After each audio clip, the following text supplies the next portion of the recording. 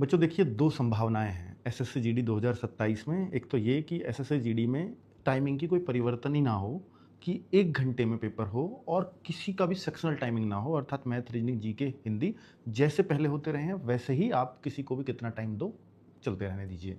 इसकी इसकी संभावना है तो सही, पर बहुत कम है। दूसरी जो चीज़ है वो है सेक्शनल टाइमिंग की, जिसकी संभावना बहुत ज़्यादा होने की। जैसे मैथ्स, रीजनिंग, जीएस, हिंदी या इंग्लिश, इन सबको 15-15 मिनट में करने को आपको टाइम मिले। अगर ये दूसरी संभावना लागू हुई तो ये निश्चित है कि जो एसएससी जीडी की आज की डेट में कट ऑफ कुछ भी चाहे जाती हो, वो 10 से 15 मार्क्स सीधा-सीधा डाउन होती आ जाएगी।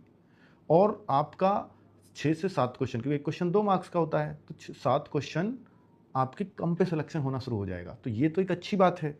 दूसरा, अब सर फॉलो कौन-सा करें? बहुत सारे बच्चे यूँ कन्फ्यूज़ हैं कि सर मैं, क्योंकि दोनों ही संभावनाएँ, दूसरी थोड़ी ज़्यादा प्रबल है, पहले की संभावनाएँ कम हैं, पर हमें दोनों तरह से तैयार होना है।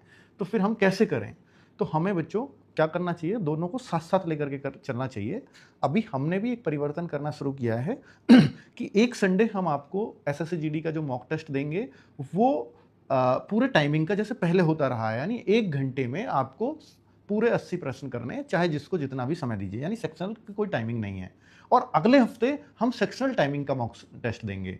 तो बच्चों इसको ना आप दोनों तरह से अपने उसमें ढले रहोगे, ठीक है? तो ऐसा नहीं कर सकते कि हम आपको केवल सेक्शनल टाइमिंग का टेस्ट दिए जाएँ और पता चली वहाँ सेक्शनल टाइमिंग का नहीं है, तो फिर बच्चों उसमें भी आपको दिक्कत आएगी। आपको एक जो अच्छा स्कोर करने की नीड है, शायद वो फिर थोड़ी-सी धूमिल होती नज़र आती है, क्योंकि आपका सिर्फ़ फ़ोकस इस बात पे चला जाता है कि मैथ्स में चाहे जितने भी क्वेश्चन हो, बस जल्दी हो, और जल्दी में फिर आप उस स्टेज पे जाकर के कुछ गलतियाँ कर सकते हो।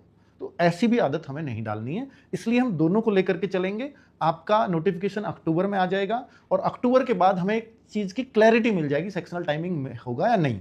अक्टूबर के बाद हम वैसा फिर मॉक टेस्ट बनाएँगे जैसा आपके लिए निर्धारित किया जाएगा। ठीक है बच्चों? तो अभी आप बेचिंता होकर के 1 हफ्ते वो और 1 हफ्ते वो देते रहो। आपके लिए जो भी बेस्ट सूटेबल होगा वो हम लोग करते रहेंगे। Thank you.